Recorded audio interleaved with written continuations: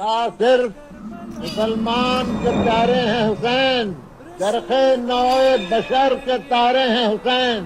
انسان کو بیدار تو ہو لینے دو، ہر قوم پکارے گی ہمارے ہیں حسین۔ فرمان مصطفیٰ ہے یہ قول رسول ہے، حسین منی و انا من الحسین۔ بسم اللہ الرحمن الرحیم، الحمدللہ رب العالمین، والصلاة والسلام علی سید الانبیاء والمرسلین۔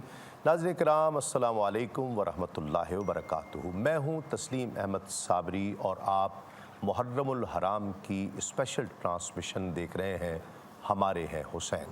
روزانہ ایک موضوع کا انتخاب کیا جاتا ہے جس میں ہم علماء کرام اسکالرز سے رہنمائی حاصل کرتے ہیں، اور آج کا موضوع ہے امر بالمعروف اور نہی عن المنکر، یعنی نیکی کی تعلیم دینا اور برائی سے روکنا۔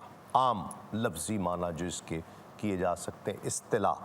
قرآن مجید میں سورہ آل عمران میں اللہ رب العزت کا ارشاد پاک ہے، جس کا ترجمہ مومنو جتنی امتیں پیدا ہوئیں تم ان میں سب سے بہتر ہو، کیونکہ تم نیکی کا حکم دیتے ہو اور برے کاموں سے منع کرتے ہو۔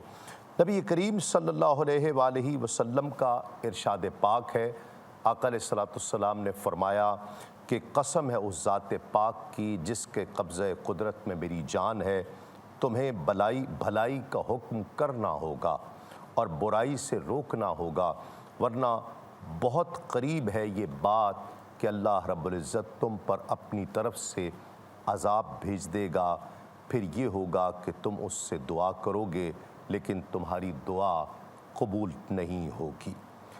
ناظرین کرام، کم و بیش 8 مقامات پر امر بالمعروف اور نہی عن المنکر کی تعلیم تلقین کی گئی ہے، اور یہ ایک ایسا عمل ہے کہ جو اپنے معاشرے کے لیے آقا علیہ السلام کے امتیوں کے لیے امر بالمعروف کرنا، انہیں اچھے کام کی تلقین کرنا، انہیں منکرات سے روکنا، برائی سے انہیں باز رکھنا، یہ اللہ رب العزت اس لیے تلقین فرما رہا ہے تاکہ لوگ ایک دوسرے سے جڑے رہیں اور ایک دوسرے کا بھلا سوچتے رہیں، بھلائی کی تعلیم دیتے رہیں، برائی سے انہیں روکتے رہیں۔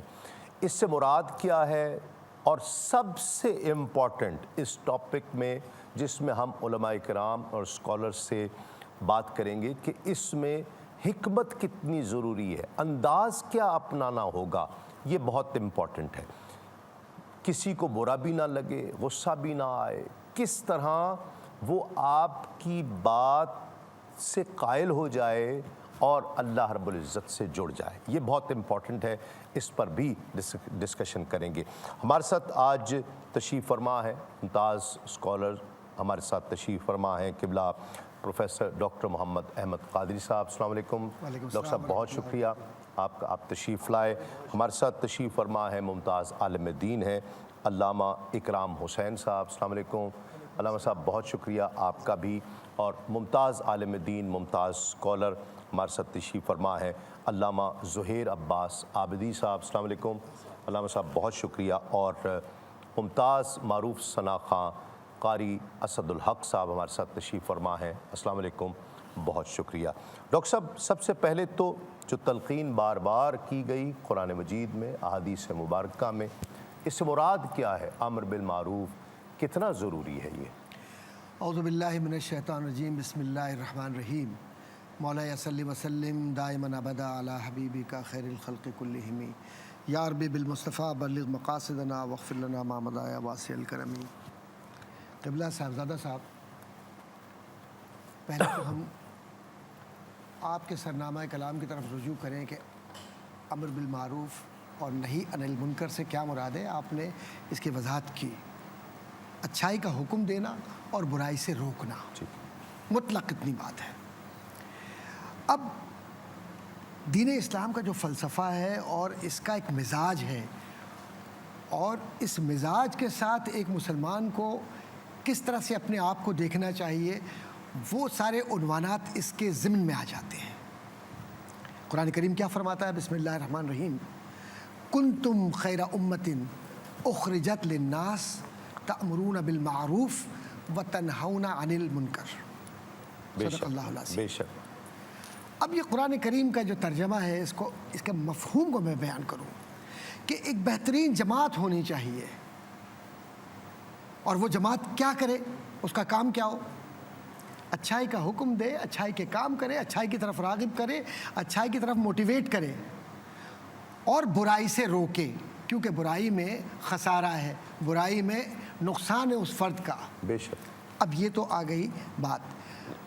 علامہ نصفی رحمۃ اللہ تعالیٰ علیہ نے اس آیت کے ضمن میں ایک بات لکھی ہے، تفسیر مدارک، کہ اللہ کے نبی صلی اللہ علیہ وسلم صلی کو اللہ علیہ وسلم اللہ نے مبعوث فرمایا تو ان کا بنیادی کام ہی یہ تھا کہ تربیت انسانیت، ہر نبی کا، ہر نبی کا، اور خاتم النبیین صلی اللہ تو مرکز ہے نا نبوت کے، بے شک۔ اور محور ہے یہ۔ اب یہ جو تربیت ہوئی اور اس تربیت کا اثر معاشرے پر پڑا، تو یہ وہی تربیت والے لوگ تھے کہ جن کو ذرا سا پہلے اٹھا کر آپ دیکھ لیں، سوائے قتل و غارت گری کے اور سوائے نفرتوں کے اور عصبیت کے ان کے یہاں کچھ نظر نہیں آتا تھا، لیکن جب تربیت مصطفیٰ صلی اللہ علیہ وآلہ وسلم ہو گئی، خیر کے معاملات ہو گئے، تو معاملات بڑھ کر انسانیت کی فلاح کا ذریعہ بن گئے۔ بے شک۔ اب اسی تربیت کا اثر، چونکہ ایام محرم ہے، اور ایام محرم نہ بھی ہو تب بھی ہم یہی کہیں گے کہ ہر لمحہ اہل بیت اطہار کی تربیت سے سیکھیے، کیونکہ جب تک آپ ان کی تربیت سے سیکھیں گے نہیں، آپ بھٹکتے رہیں گے ادھر ادھر۔ بے شک۔ حضور کریم صلی اللہ علیہ وآلہ وسلم نے کس طریقے سے تربیت فرمائی اور اچھائی کا حکم دیا۔ اگر میں اس طرف چلوں، علم الاخلاق کی طرف، جس کو غزالی نے علم التصوف بھی کہا ہے اور اخلاق بھی کہا ہے، تو وہ بات بہت دوسری طرف نکل جائے گی، لیکن اتنی بات اپنے ذہن میں رکھیں کہ امر بالمعروف کا مطلب یہ ہے کہ آپ ہر اس برائی سے روکیں گے جس سے شریعت نے روکا ہے، اور ہر اس اچھے کام کو کریں گے جس میں شریعت نے آپ سے کہا ہے کہ یہ کرو۔ کیوں؟ کہ اس کی مقیاس، اس کا ترازو صرف ایک ہی بنیاد ہے، اور وہ کیا ہے؟ اللہ نے اپنے قرآن میں یہ فرما دیا، وما آتاکم الرسول فخذوہ واہ واہ واہ، وما نہاکم عنہ فانتہوا۔ سبحان اللہ۔ بس چھوڑ دو، جو کچھ تمہیں دیں وہ لے لو، وہ لے لو۔ وہ لے لو۔ تو رسول نے اہل بیت دیے، رسول نے تربیت دی، رسول نے معاشرہ دیا صلی اللہ علیہ وآلہ وسلم، رسول نے انسانیت دی، اور رسول نے خیر اور شر کے درمیان فرق کر کے یہ بتلا دیا کہ یہ اچھائی ہے، یہ برائی ہے۔ اب کوئی شخص اگر غلطی کرتا ہے، خرابی کرتا ہے، تو وہ مکلف ہے، تو ذمہ دار بھی وہ ہوگا۔ واہ واہ۔ اب حکمت کی بات آپ نے کہی تھی کہ خیر کی طرف بلانے کے لیے حکمت، حضور کا اخلاق، بُعِثْتُ لِأُتَمِّمَ مَكَارِمَ الْأَخْلَاق، میں تمہارے درمیان اخلاق کو مکمل کرنے کے لیے مبعوث کیا گیا ہوں۔ حضور جھڑکتے نہیں تھے، کسی پاگل نے بھی اگر ہاتھ پکڑ لیا تو حضور مسکرا کر اس وقت تک اپنا ہاتھ اس کے ہاتھ میں رکھتے جب تک کہ وہ خود نہ چھوڑتا۔ کوئی بچہ آ جاتا، حضور کھڑے ہو جاتے، کوئی خاتون آتی، حضور پوری توجہ سے سنتے۔ تو یہ ساری اخلاقیات، یہ تربیت، کنتم خیر امت اخرجت للناس، آج مسلمانوں میں سے وہ تربیت کا عنصر مفقود ہوتا جا رہا ہے۔ نتیجہ یہ نکلتا ہے کہ ہم ہر بات میں ایک سوالیہ نشان لگا لیتے ہیں کہ ایسا کیوں اور ویسا کیوں، یہ کیوں اور کیا نہیں ہے۔ وما آتاکم الرسول، جو حضور نے دیا، اور حضور نے کیا دیا؟ وما ينطق عن الهوى ان هو الا وحی یوحی، کہ یہ میرے محبوب اپنی جانب سے کچھ نہیں کہتے، وہ اللہ تو میں ہوں جو ان سے کہتا ہوں کہ یہ کرو۔ تو میں نے ہی یہ کہا تھا کہ شب ہجرت علی کو سلا دو، علی سوئے، اپنے اذن سے نہیں، اللہ کے اذن سے اور نبی کی جو اجازت تھی اس سے۔ اور میں نے ہی اپنے بیٹے کی تربیت حسنین کریمین کی اس طرح کی ہے کہ جو سچ کی بنیاد پر کربلا میں گردن کٹا دیں گے یا سچ کی بنیاد پر زہر پی لیں گے، لیکن نانا کے دین پر آنچ نہیں آنے دیں گے۔ بے شک۔ اور یہی وہ بنیاد ہے جس کو کنتم خیر امتن میں آج ضرورت ہے کہ ہم اپنے کردار کا حصہ بنا لیں۔ ٹھیک، اللہ رسول کا حکم تو علامہ صاحب ہمارے سامنے ہے اور یہ حق ہے۔ انداز ہمیں آقا علیہ الصلوۃ والسلام نے بتایا، کہیں غصہ بھی ہونا ہے، کہیں پیار سے بھی سمجھانا ہے، انداز بدلتے رہیں گے۔ لیکن وہ انداز کیا ہونا چاہیے، کب غصہ کرنا ہے، کب پیار سے سمجھانا، لیکن طنز کرنا، تانا دینا، تانا و تشنیع کر کے سمجھانا، ٹھٹھا اڑا کر سمجھانا، یہ تو کوئی انداز نہیں ہوگا. انداز امپورٹنٹ ہے نا. بسم اللہ الرحمن الرحیم. بلا شبہ جس انداز کی جانب آپ توجہ دلا رہے ہیں وہ تبلیغ کے عنصر میں انتہائی اہمیت کا حامل ہے. جب آپ عنوان امر بالمعروف و نہی عن المنکر کا رکھتے ہیں تو اس کو دوسرے لفظوں میں جب آپ ڈیفائن کرتے ہیں، ایلوبریٹ کرتے ہیں، تو وہ تبلیغ اور نصیحت ہی اس کے ضمن میں آتا ہے. جی ہاں. پہلے بات تو یہ ہمیں ذہن نشین رکھنی ہے کہ ہر کام کا کرنا صرف نیکی نہیں ہوا کرتا، بہت سارے امور کا ترک کر دینا بھی نیکی ہوا کرتا ہے. بے شک بے شک. جیسے ہم نماز ادا کرتے ہیں تو یہ ایک فعل کو اختیار کرنا نیکی بنتا ہے، لیکن ہم کھانا پینا ترک کر دیں تو وہ بھی نیکی بنتا ہے. ٹھیک. تو اب امر بالمعروف و نہی عن المنکر جو ہے یہ ہمیں اس بات کی جانب متوجہ کر رہا ہے کہ صرف عمل کا کرنا نیکی نہیں، بہت سارے امور سے اپنے آپ کو رب کے حکم پر روک دینا یہ بھی حقیقتاً نیکی ہی کی صورت اختیار ہوتی ہے. بے شک. اسی وجہ سے آپ نے قرآن مجید فرقان حمید کے جو کم و بیش 8 مقامات اس حوالے سے ذکر کیے، ان تمام مقامات پر امر بالمعروف کے ساتھ نہی عن المنکر کا ذکر ہے. قرآن مجید فرقان حمید میں کہیں صرف اتنا نہیں ہے کہ نیکی کی دعوت دو اور برائی سے روکنے کا تذکرہ وہاں اس کے ساتھ جوڑ کر نہ بیان کیا ہو.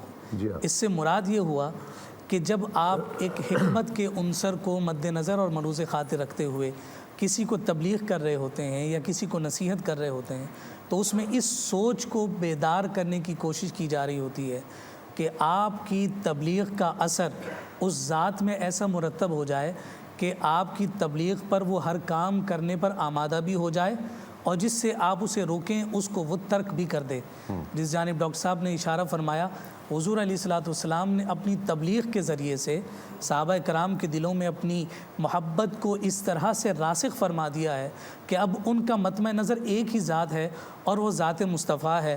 وہ جیسے مصطفیٰ کو کرتا ہوا دیکھتے ہیں وہ ویسا ہی اختیار کر لیتے ہیں.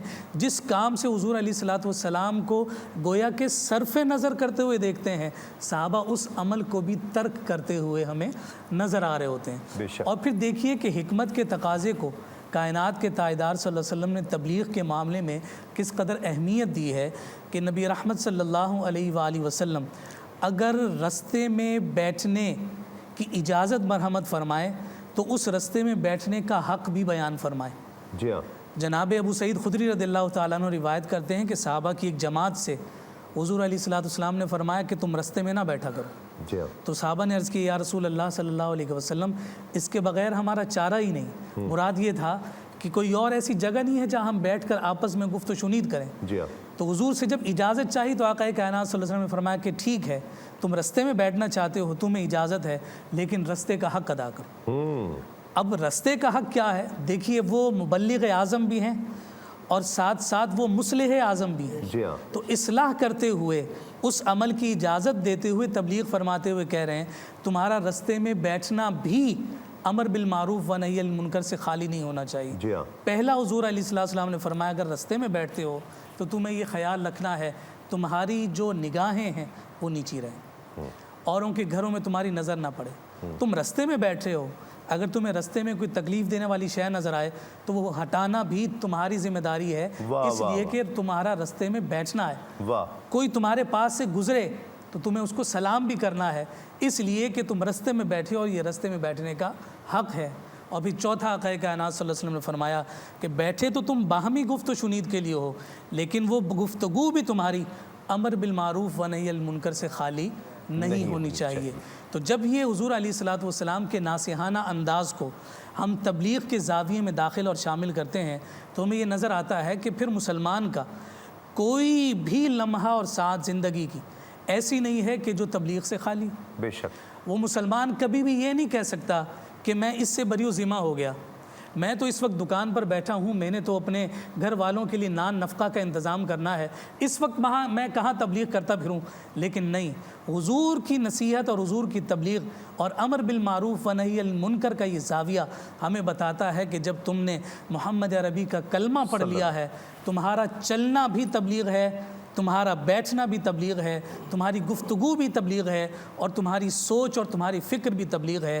یہی سوچ اور فکر تبلیغ کا زاویہ لے کر اگر امام علی مقام امام حسین رضی اللہ تعالیٰ عنہ کربلا کے میدان میں جاتے ہیں تو آپ کی شہادت بھی محض سر کٹانا نہیں ہے، بلکہ وہ مکتب گاہ ہے، صرف مقتل گاہ نہیں ہے۔ ایسے درس اور سبق اس زرزمین سے ہمیں میسر آتے ہیں کہ آج بھی دنیا کہتی ہے کہ امر بالمعروف و نہی عن المنکر کا حقیقی حق اگر کسی نے اس امت میں ادا کیا ہے تو مصطفیٰ کریم صلی اللہ علیہ وسلم کے پیارے نواسے امام علی مقام امام حسین رضی اللہ تعالیٰ عنہ ہی کی ذات واسطہ۔ کیا بات، بہت خوب۔ عابدی صاحب سوال آ گیا، اسی بات میں اگلا سوال ہے کہ امام علی مقام نے جس طرح امر بالمعروف اور نہی عن المنکر کو اختیار کر کے دکھایا ہے، کوئی مثال اس کی تاریخ میں نہیں ملتی ہے کہ اپنی جان کا نذرانہ بھی دیا، اپنے بچوں کی، اپنے اہل خانہ کی قربانی، یہ کیا انداز اپنایا ہے کہ اسے قیامت تک کے لیے اسے زندہ کر کے رکھ دیا۔ بسم اللہ الرحمن الرحیم۔ اگر آپ کی اجازت ہو تو پہلے میں آپ کے سوال، پہلا سوال جو آپ نے علماء نے بڑی تفصیل سے بیان کیا، اس کے دو جز بنتے ہیں آپ کے سوال کے۔ ایک تو یہ کہ امر بالمعروف اور نہی عن المنکر کیوں کیا جائے، دوسرا کیسے کیا جائے، یہ دو سوال بنتے ہیں۔ جی، کیوں کیا جائے کہ میں ایک چھوٹی سی مثال آپ کو دے دوں۔ دیکھیے جب آپ سڑک پر جاتے ہیں راستے میں تو آپ دیکھتے ہیں کانٹوں کا درخت، بارش ہوئی یا پانی آیا وہ لگ گیا، نہ آپ نے اس کو کھاد دی، نہ آپ نے اس کو دوائی ڈال کے اسے بچایا، نہ آپ نے اس کا بیج لگایا، وہ خود بخود ہو گیا۔ جی ہاں۔ لیکن اپنے گھر میں آپ نے گلاب کا پودا لگایا، اس کو آپ نے خود لگایا بھی، کھاد بھی دیا، پانی بھی دیا آپ نے، اس کے باوجود تھوڑے دن بعد آپ نے دیکھا کہ وہ مرجھا گیا۔ تو آپ نے بلا کے مالی سے پوچھا یہ کیوں مرجھا گیا، میں کھاد بھی دے رہا ہوں، پانی بھی دے رہا ہوں۔ اس نے کہا صاحب اس پہ کیڑا لگ گیا، آپ نے دوائی نہیں ڈالی، اسے برائی سے روکا نہیں آپ نے۔ ہاں، واہ واہ واہ۔ تو برائی خود اگتی ہے، خود پھیلتی ہے، اسے کسی چیز کی ضرورت نہیں ہوتی کسی پھیلنے کے لیے۔ ٹھیک ہے، ضروری نہیں ہے کہ اسے پھیلے، وہ خود پھیلتی ہے، اس لیے اس کا روکنا ضروری ہے۔ اور نیکی کے لیے، نیکی کو پھلنے کے لیے آپ کو لازمی ہے کہ آپ اسے برائی سے بھی بچائیں اور اسے فیڈ اپ بھی کریں، یعنی اس کو کھاد پانی، جیسے میں نے کہا پھول کے پودے کے لیے ڈالنا ہے، وہ بھی کریں۔ گویا اچھائی کے لیے ایفرٹ کرنی پڑتی ہے۔ تو اس نیکی کو پھیلنے کے ساتھ ساتھ برائی سے بچانا بھی ہے، تو آپ نے نہی عن المنکر بھی کرنا ہے اس کے ساتھ۔ خالی امر بالمعروف کر کے نہیں چھوڑ دینا، بلکہ وہ برائی جو جیسے گلاب کے پودے میں کیڑا لگ جائے تو وہ اسے برباد کر دیتا ہے، اس برائی سے آپ کو اس نیکی کو بچانا ہے۔ یہ تو ہو گئے کیوں کرنا۔ اب ہے کیسے کرنا، یعنی کہ امر بالمعروف اور نہی منکر کیسے کیا جائے۔ تو اس کے پہلی بات تو یہ کہ دیکھیے ہمارے سامنے جو بھی شخصیات ہوں اس کی دو قسمیں ہیں۔ ایک تو یہ کہ کچھ لوگ لا علم ہیں، انہیں پتہ نہیں ہے کہ یہ کیا صحیح ہے اور کیا غلط ہے۔ ایک یہ کہ انہیں پتہ تو ہے کہ کیا غلط ہے کیا صحیح ہے، لیکن وہ زمانے کے، معاشرے کے رواج میں، صحبت کے اثر میں، اپنی مجبوریوں میں، اپنے لالچ میں وہ برائی کی طرف نکل گئے۔ یہ دو الگ الگ سے ہیں۔ جہاں تک لا علمی کا تعلق ہے، جب وہاں آپ کسی کو آگاہ کریں گے نیکی کی طرف، اچھائی کی طرف، تو اس کے لیے میں سمجھتا ہوں اس سے زیادہ بہترین طریقہ نہیں جو امام حسن اور امام حسین نے اپنایا تھا کہ ایک بزرگ وضو کر رہے تھے اور وہ وضو ان کا غلط تھا، تو آپ نے دونوں نے بھائیوں نے کہا کہ اب ہم بجائے اس کے کہ بزرگی کو ان کا احترام کرتے ہیں، انہیں کہیں کہ جی آپ کا وضو غلط ہے اور ان کی توہین ہو اور ان کی دل آزاری ہو، تو آپ نے کہا ہم دونوں وضو کرتے ہیں۔ ان سے کہا کہ جی ہم وضو کر رہے ہیں، آپ بتا دیجئے ہم میں کس کا وضو غلط ہے۔ کیا انداز ہے، اللہ اللہ، یہ انداز دیکھیں لا علمی جہاں ہے، یعنی آپ کسی کو احساس نہ ہونے دیں۔ واہ واہ، اور بہت چونکہ اچھی یہ امام حسین سے واقعہ چل رہا ہے تو میں اس احساس پہ آپ کو ایک اور بات بتاؤں۔ امام حسین کا سب سے بڑا مجرم جو امام حسین کو کربلا لایا وہ حر ہے۔ جی ہاں، ٹھیک۔ اور حر جب امام حسین کے پاس آئے ہیں روز عاشور، ہاتھ باندھ کے آئے، آنکھوں میں پٹی باندھ کے آئے، تو حر خود یہ جانتے تھے کہ اتنا بڑا جرم ہے کہ توبہ کا کوئی راستہ شاید ہی ہو۔ اس لیے حر نے یہ نہیں کہا کہ امام کی بارگاہ میں کہ مجھے معاف کر دیجئے، سمجھ رہے ہیں کہ اتنا بڑا جرم ہے، کیسے معافی مانگوں، کیسے میری. تو حر نے جو لفظ کہے وہ یہ تھے کہ حل لی من التوبہ، کیا میرے لیے توبہ کا کوئی راستہ ہے، واہ. کوئی دروازہ ہے. اب یہاں پر اگر امام عالی مقام چاہتے تو یہ کہہ دیتے کہ ہاں ہے، معافی مانگ لے، معاف ہو جائے گا، معاف کر دوں گا. اچھا میں نے تجھے معاف کر دیا، یہ کہہ سکتے تھے اور کوئی غلط بات نہیں ہے، ٹھیک ہے میں نے معاف کیا. لیکن امام عالی مقام چونکہ نبوت کی آغوش میں پرورش پائی ہے اور تربیت پائی ہے، تو وہ اس کمال پر ہیں، وہ پورے اثرات نبوت کے لیے ہیں. آپ نے یہ نہیں کہا کہ میں نے تجھے معاف کیا، تو نے بڑی غلطی کی، نہیں. یہ کہہ دیتے میں نے معاف کیا تو اس کے دل میں غلطی کا احساس پیدا ہوتا کہ میرا جرم بڑھ. جی آپ نے کہا کہ تیری ماں نے تیرا نام حر رکھا، تو دنیا میں بھی حر ہے تو آخرت میں بھی حر ہے. یعنی تیری ماں نے تیرا نام آزاد رکھا تو دنیا میں بھی آزاد اور تو آخرت میں بھی آزاد ہے. واہ واہ. یعنی کس خوبصورتی سے آپ نے جملہ ادا کیا کہ سبحان یہ اللہ. احساس نہیں ہونے. بہت خوب، بہت خوب. تو یہ احساس کی بات ہے کہ احساس نہ ہو سامنے والے کو کہ آپ اس کی اصلاح کر انداز رہے ہیں. ایسا انداز ایسا ہو. اس پر مزید بات کرتے ہیں. قاری اسدالحق ہمارے ساتھ تشریف فرما ہے. منقبت سبت خیر الورا یا حسین یا حسین، سبت خیر الورا یا حسین یا حسین، فاتح کربلا یا حسین یا حسین، ہے شبیہ رسول قلب زغرا بطول، ہے شبیہ رسول قلب زغرا بطول، جان مشکل کشا یا حسین یا حسین، جان مشکل کشا یا حسین یا حسین، ظلمتوں کی سیاہ رات میں ہے فقط، ظلمتوں کی سیاہ رات میں ہے فقط،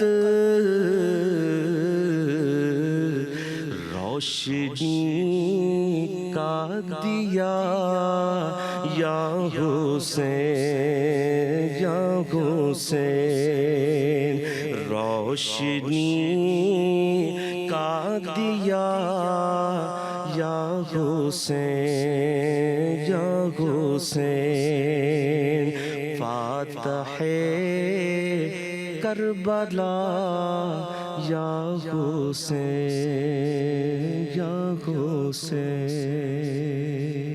کیا صرف مسلمان کے پیارے ہیں حسین، چرخ نوع بشر کے تارے ہیں حسین. انسان کو بیدار تو ہو لینے دو، ہر قوم پکارے گی ہمارے ہیں حسین. فرمان مصطفیٰ ہے یہ قول رسول ہے، حسین منی و انا من الحسین. ناظرین کرام خوش آمدید. آپ پروگرام دیکھ رہے ہیں ہمارے ہیں حسین، محرم الحرام کے یہ خصوصی پروگرامز، اور آج امر بالمعروف نہی عن المنکر، نیکی کی تعلیم دینا، نیکی کا حکم دینا اور برائی سے روکنا، یہ دونوں انداز تلقین کیے گئے. یہ دونوں چیزیں تاکہ معاشرے میں بہتری آئے اور انسان ایک دوسرے کے لیے خیر کا باعث بنے. اسی حوالے سے بات ہو رہی تھی، ظالم حکمران کے خلاف بات کرنا، اپنے گھر سے شروع کرنا، لوگوں کو بتانا تو اب تو آگے سے وہ کہہ دے گا جی مجھے تم سے زیادہ پتہ ہے، تم مجھے بتا رہے ہو۔ کچھ لوگ جانتے بوجھتے دیکھ کر بھی قبلہ وہ نہیں کرتے، ان کے لیے میں چاہتا ہوں یہ بہت امپورٹنٹ ہوگا۔ ایک تو قرآن کریم واضح طور پر یہ فرما رہا ہے فَاسْأَلُوا اہل الذکر، تو یہ وہ لوگ ہیں جو جانتے ہیں۔ جی ہاں، اور دوسری طرف احکامات میں اور بہت واضح طور پر العلماء ورثۃ الانبیاء، انبیاء کے وارثین کون ہیں؟ علماء کرام، ٹھیک ہے۔ جانتے ہیں۔ ایک مانتا ہی نہیں بندہ، کیا کرے اس کا؟ تو وہ مجھے اس کو کیسے آپ؟ جی میں وہی عرض کر رہا ہوں، میں نے کیوں تمہیدی طور پر یہ دو حوالے دیے ہیں، اور مجھے تیسرا حوالہ پھر یاد آ گیا ایک اور جو منسوب ہے حضرت علی رضی اللہ تعالیٰ عنہ کا، ایک شعر ہے بڑا مشہور کہ ردینہ قسمت جبار فینا، ردینہ قسمت جبار فینا لنا علم وللجہال معلوم۔ ہم تو رب کی تقسیم سے راضی ہو گئے، اور رب کی تقسیم ایسی ہے کہ علم اللہ نے ہمیں دے دیا، باب علم ہے، اور جاہلوں کے لیے مال بہت ہے، بس ٹھیک ہے۔ اب چوتھی آیت کی طرف جا رہا ہوں میں، تین تو حوالے میں نہیں دے دیے، چوتھا حوالہ وَإِذَا خَاطَبَهُمُ الْجَاهِلُونَ قَالُوا سَلَامًا۔ تبلیغ کا طریقہ کار ہے بھائی، آپ بات آپ تک پہنچا دی نا، ہاں بس پھر اب آپ مانے یا نہ مانے، سب کو یہ معلوم ہے کہ مدینے کا یہ شہسوار اور امت کا یہ رکھوالا اور یہ خانوادہ اہل بیت، جس کو حدیث ثقلین، بار بار میں یہ بات کہتا ہوں کہ حدیث ثقلین کے اندر وضاحت کے ساتھ بتلا دیا۔ اب اس پر اختلاف رائے رکھ کر اپنی حکومت کو مضبوط کر کے، اور اس حکومت کی بنیاد بھی جس کی نظریے استبداد پر ہو، ہاں، اور اس حکومت کی بنیاد بھی اتھارٹیرین اسکول آف تھاٹ کی ہو، مطلق العنانیت، اور اس حکومت کی بنیاد اخلاقی برائیاں جو معاشرے کی کسی بھی دنیا کے کسی حصے میں بھی آج بھی برائی کو برائی سمجھا جاتا ہے، میں تفصیلات میں نہیں جا رہا، لیکن یزید نے کیا کچھ نہیں کیا۔ کیا یزید کا یہ حق تھا کہ وہ ایک پاکیزہ نورانی گھرانے کے نورانی ہاتھ کو اپنے ہاتھ میں لینے کے لیے کربلا منعقد کرتا؟ اللہ توبہ، کوئی شرم و حیا اگر اس میں ہوتی، استغفر اللہ، کوئی موازنہ، میں تو موازنہ ہی نہیں کرنا چاہتا بے کہ شک، نسبت خاکرہ بعالم پاک، بہت اچھی بات، بہت اچھی بات۔ کون ہے جو موازنہ کرے؟ وہ اگر جلوہ کرے کون تماشائی ہو؟ ہاں، حسین میں اور حسن میں جلوہ کس کا ہے؟ اور جس نے حسین کا حسن کا چہرہ دیکھا، اس نے کس کا چہرہ دیکھا ہے؟ اگر بیٹے کا بیٹا ہم شکل مصطفیٰ ہے تو پھر یہ خود کون ہے؟ تو آئیے اب یہ بات کہ یہ میں نہ مانوں والا معاملہ ہے تو یہ اپنی جگہ پر ہے، لیکن جو آپ کا بنیادی سوال ہے نا، وہ یہ ہے کہ امام علی مقام کو خروج اس لیے کرنا پڑا اپنے بچوں کے ساتھ، اپنے گھرانے کے ساتھ، اپنے محبت کرنے والوں کے ساتھ، کہ اگر وہ خروج نہ کرتے تو دین اسلام خارج ہو جاتا۔ اللہ اکبر۔ یا خروج ہے یا خارج ہے۔ جو جانتے ہیں، جنہوں نے عربی علوم کا مطالعہ کیا ہے اور جنہیں کتب قدیمہ میں تھوڑی سی بھی دسترس ہے، میں آپ سے ہاتھ جوڑ کر کہوں گا خدا کے واسطے پڑھیے کہ امام عالی مقام نے ایسی ہی حضرت خواجہ معین الدین چشتی رحمۃ اللہ تعالیٰ نے نہیں کہہ دیا تھا کہ سردار ندا دست در دست یزید حقا کے بنا لا الہ الا حسین۔ تو یہ حسینیت اصل میں اسلام کا وہ مرکزی پہلو ہے جس میں پورا اخلاقی نظام، شریعت، اور اگر امام خروج نہ کرتے رضی اللہ تعالیٰ عنہ تو ان پر سب سے بڑا الزام یہ ہوتا کہ انہوں نے محض دنیاوی اشیاء کے لیے جی ہاں، اپنے آپ کو روکے رکھا۔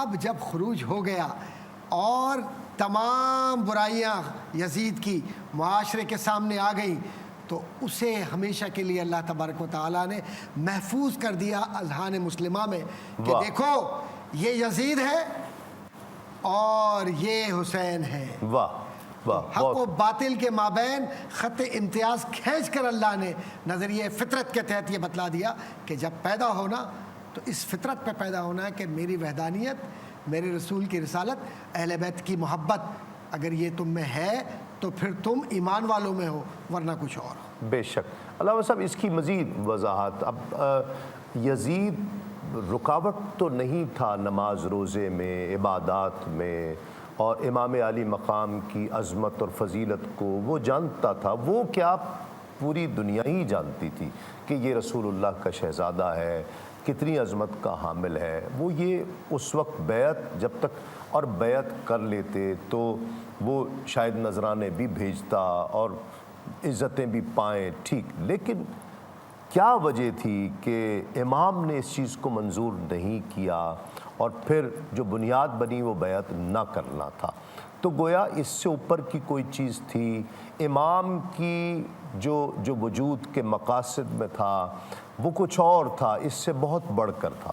جی تسلیم بھائی، دیکھیے جب امام علی مقام امام حسین رضی اللہ تعالیٰ عنہ کے ہم خطبات کو دیکھتے ہیں تو ان خطبات کی جامعیت میں ہمیں آپ کا ایک خوبصورت فرمان نظر آتا ہے، وَلَكُمْ فِيَّ أُسْوَةٌ، کہ میں تمہارے درمیان اپنی مثال چھوڑنا چاہتا ہوں۔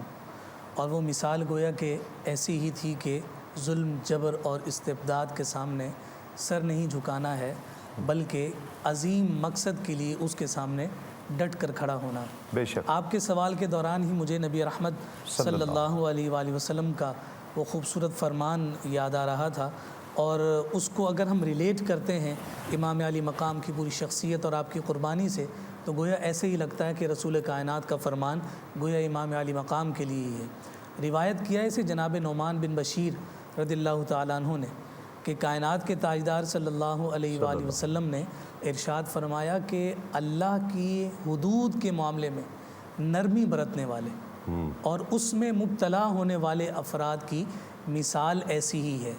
دو قسم کے طبقے ذکر ہوئے، اللہ کی حدود میں نرمی برتنے والے، یعنی اس میں مبتلا نہیں ہیں، لیکن یہ ہے کہ جو افراد مبتلا ہیں اس پر خاموش کھڑے ہونے والے، نرمی برتنے والے، اور اس میں مبتلا ہونے والے افراد کی مثال ایسے ہی ہے کہ ان افراد کا تعلق ہوا ایک ایسے سفر سے کہ جو بحری سفر ہے، پانی کا سفر ہے۔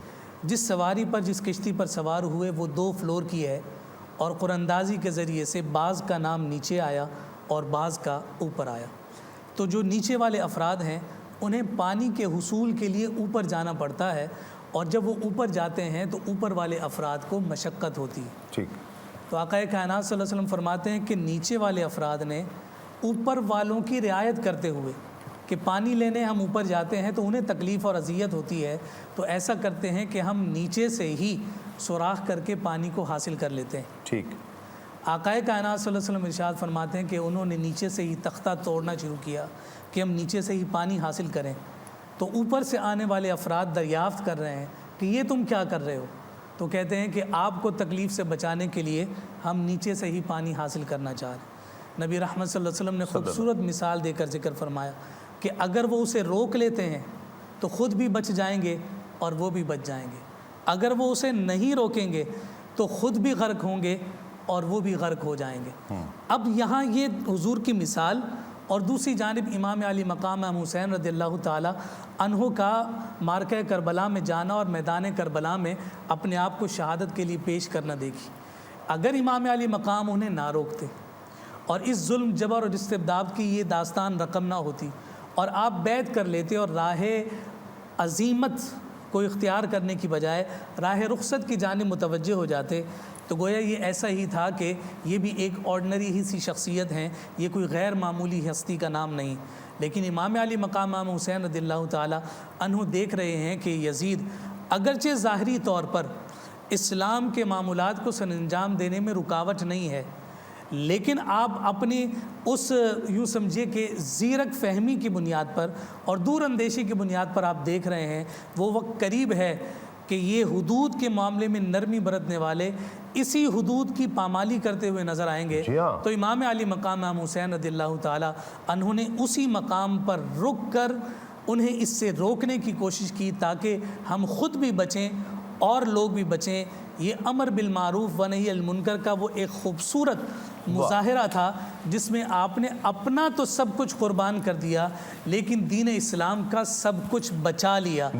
کبھی کبھی ایسا ہوتا ہے کہ ظاہراً انسان اپنا سب کچھ گنوا بیٹھتا ہے لیکن اس کا نام گنوانے کے بعد بھی زندہ اور جاوید ہو جایا کرتا ہے، اس لیے کہ اس نے اپنے نقصان پر اوروں کی فلاح کو مقدم جانا، اور یہی وہ اسوہ شبیری ہے جو ہمیں نظر آتا ہے بے شک۔ کہ امام علی مقام امام حسین رضی اللہ تعالیٰ عنہ نہ ہی حدود کی پامالی پر خاموش رہے، بلکہ حدود کی پامالی میں مبتلا ہونے والے افراد کو بھی روکتے رہے تاکہ وہ بھی جو ہے وہ اخروی عذاب سے بچ جائیں، بے شک۔ اور جب وہ بچیں گے تو یہ مبلغ بھی خود بخود بچ جائیں۔ یقین، اور اگر امام قدم نہ اٹھاتے تو وہ راہ عظیمت ختم ہو جاتی، اس کا وجود ہی ختم ہو جاتا، اس کے بعد حق گوئی کی کوئی روایت بے شک۔ قیامت تک باقی ہی نہ بے شک۔ رہتی۔ یہ امام کا اتنا بڑا کام ہے۔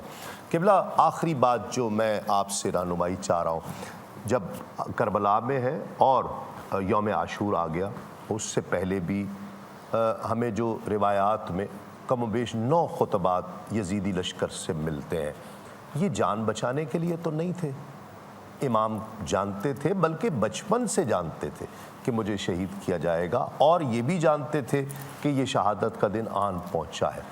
یہ 9 خطبات اس موقع پر بھی امر بالمعروف اور نہی عن المنکر کی وہ مثال پیش کر رہے ہیں۔ کیا فرماتے ہیں؟ ایک تو یہ کہ یزید جب تخت پر آیا، بیٹھا تخت پر، تو وہ یہ کہہ کر نہیں بیٹھا تھا کہ میں ایک بادشاہ ہوں، میں ایک حاکم ہوں، بلکہ وہ یہ کہہ کے بیٹھا تھا کہ میں رسول کا وارث ہوں، میں رسول کا جانشین ہوں۔ اللہ اکبر۔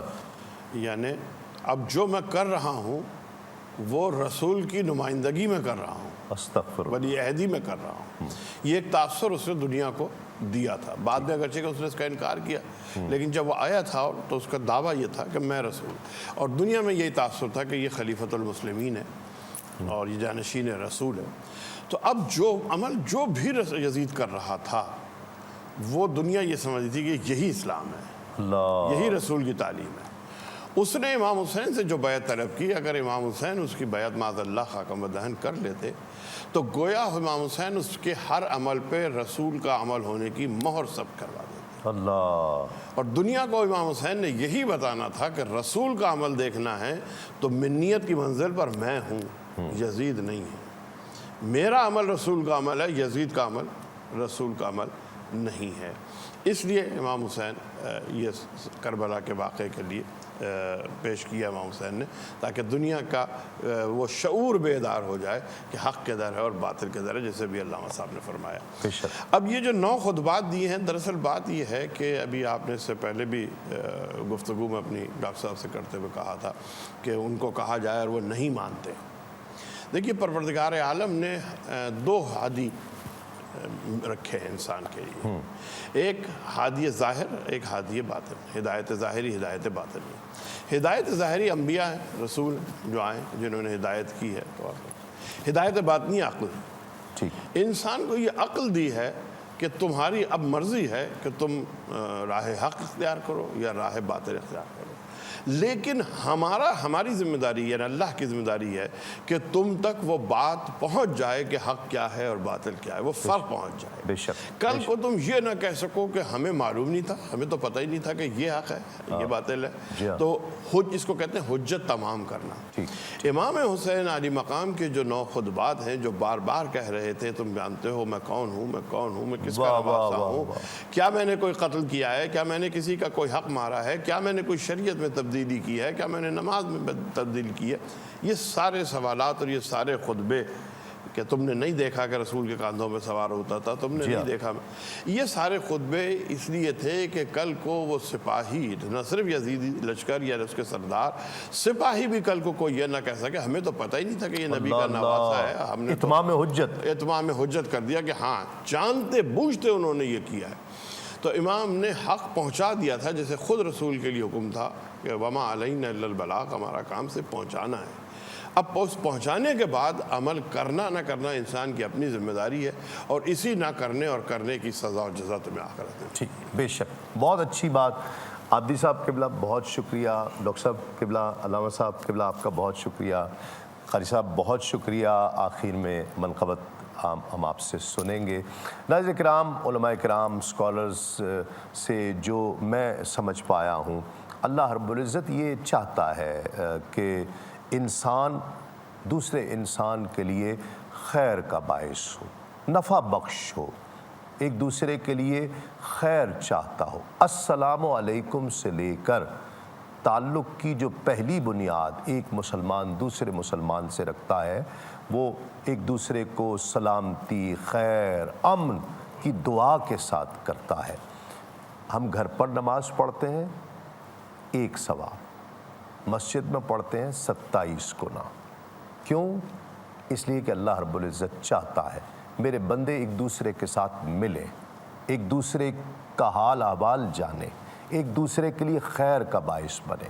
جب ہم نماز پڑھنے جائیں گے وہ شخص جو 5 وقت آتا ہے اور زمانوں سے 5 وقت آ رہا ہے، جب وہ نہیں آئے گا تو آپ سوچیں گے کہ خیر ہے، وہ کیوں نہیں آ رہا؟ کہیں اس کی طبیعت خراب تو نہیں ہے، کچھ ہو تو نہیں گیا، کسی مشکل میں تو نہیں ہے، کسی پریشانی میں تو نہیں. آپ جا کر پوچھیں گے، معلوم کریں گے. یہ اللہ کو پسند ہے، اللہ چاہتا ہے. اسی لیے 27 گنا درجے ثواب اجر بڑھا دیا گیا مسجد میں نماز پڑھنے کے. لوگ امت میرے محبوب کی ایک دوسرے کے ساتھ مل کر رہے، ایک دوسرے کے ساتھ جڑ کر رہے، ایک دوسرے کے لیے خیر کا باعث بنے، سلامتی کا باعث بنے، ایک دوسرے کے لیے نفع بخش ہو. امت کا ہر فرد ایک دوسرے کے لیے امر بالمعروف اور نہی عن المنکر کرے، لوگوں کو اچھائی کا درس دے، اپنی زبان سے، اپنے عمل سے، اور روکے انہیں برائی سے. دوسری بہت امپورٹنٹ بات کہ وما علینا الا البلاغ، میرا کام پہنچا دینا ہے. ہدایت میرے ہاتھ میں نہیں ہے، یہ ہر شخص کو سمجھنا ہے. اس میں خیر رہے، انداز بھی حکیمانہ رہے، لوگ دوسرے تک پہنچا دینا اور پھر ختم. مولا میں نے پہنچا دیا، اب ہدایت تیرے ہاتھ میں ہے، تو اسے ہدایت عطا فرما. ہدایت دینا میرا کام نہیں ہے، میرا کام پیغام پہنچا دینا ہے، لوگوں تک بات پہنچا دینا ہے. انشاءاللہ آپ سے کل پھر ملاقات ہوگی اسی پروگرام ہمارے ہیں حسین میں. کل تک کے لیے تسلیم احمد صابری کو اجازت دیجیے. السلام علیکم. تسلیمات. سلطان کربلا کو ہمارا سلام ہو، جانان مصطفیٰ کو ہمارا سلام ہو. اکبر سے نوجوان بھی رن میں ہوئے شہید. اکبر سے نوجوان بھی رن میں ہوئے شہید. ہم شکل مصطفیٰ کو ہمارا سلام ہو، ہم شکل مصطفیٰ کو ہمارا سلام ہو کر شہید قوم کی کشتی ترا گئے، ہو کر شہید قوم کی کشتی ترا گئے. امت کے ناخدا کو ہمارا سلام ہو، امت کے ناخدا کو ہمارا سلام ہو. ناصر بلائے شاہ میں کہتے ہیں بار بار کہ سلطان کربلا کو ہمارا